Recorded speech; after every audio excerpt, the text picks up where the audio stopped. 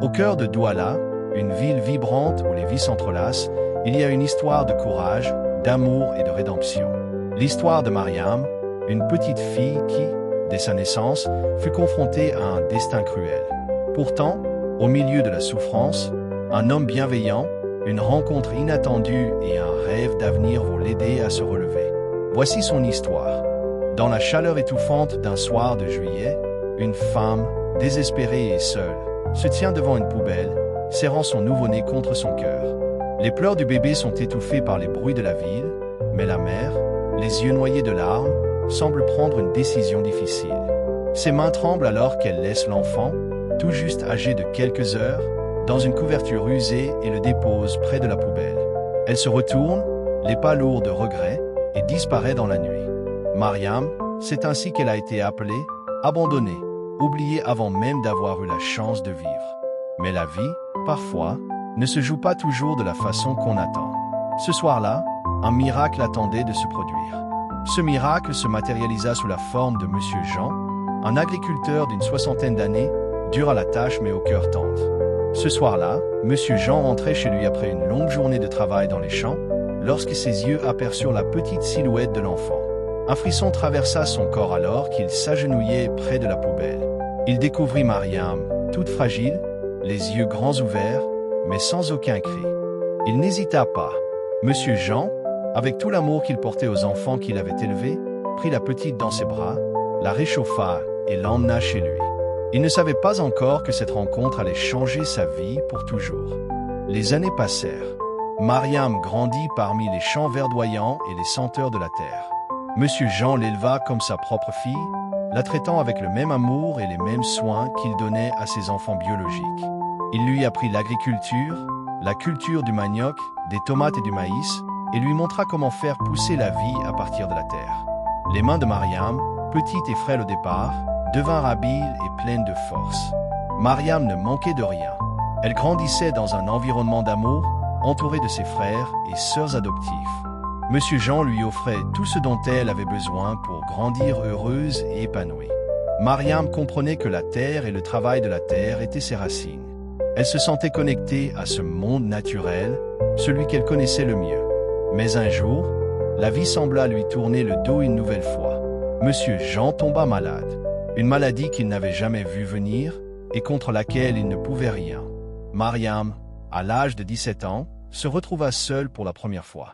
Le père qu'elle avait tant aimé et qui l'avait élevé avec tant d'amour s'éteignit dans le silence de la nuit. Le vide qu'il laissait était immense. Sa disparition marqua le début de l'enfer pour Mariam. La femme de Monsieur Jean, qui ne l'avait jamais véritablement acceptée, prit la place du chef de famille. Elle la maltraita, la marginalisa, la traitant comme une étrangère, comme une moins que rien. Les enfants de Monsieur Jean, bien que plus jeunes, suivaient l'exemple de leur mère, la rejetant et la rendant responsable de tout. Les jours devinrent longs et lourds. Mariam était chargée de toutes les tâches ménagères et agricoles, mais ses efforts étaient souvent récompensés par des humiliations et des coups. Son rêve d'une vie paisible et épanouie semblait s'éloigner à mesure que la violence de sa belle-mère augmentait. Elle avait perdu sa famille, son père, et même la chance de grandir dans un environnement sûr. Elle se sentait abandonnée à nouveau, mais elle ne baissa pas les bras. Elle savait qu'il y avait toujours une lueur d'espoir au bout du tunnel. Un jour, alors qu'elle travaillait dans les champs, Mariam rencontra un homme d'affaires, un cadre supérieur d'une entreprise locale. Il s'appelait Monsieur Léonard. Il avait remarqué son travail acharné et la détermination qu'elle dégageait. Il lui proposa un emploi de nourrice pour ses enfants, une chance que Mariam accepta avec une gratitude profonde. Mais ce n'était pas tout. Monsieur Léonard, touché par son histoire, décida de l'aider à reprendre ses études.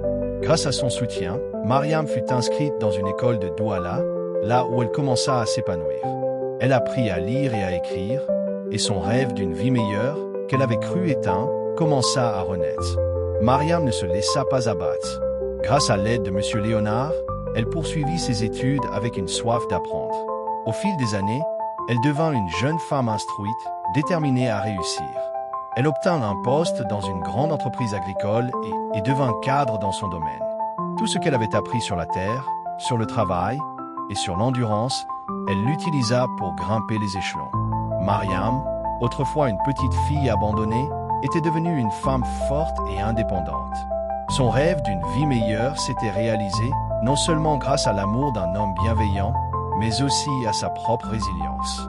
Elle avait transformé la souffrance en une source de motivation.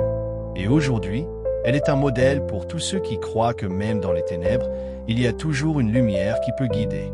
Voici l'histoire de Mariam, une histoire de survie, de lutte, mais aussi d'espoir. Elle nous rappelle que, peu importe d'où nous venons, nous avons tous la capacité de réécrire notre histoire. Mariam, grâce à sa force intérieure et l'aide d'un homme bienveillant, a prouvé qu'il est toujours possible de surmonter les obstacles et d'atteindre des sommets.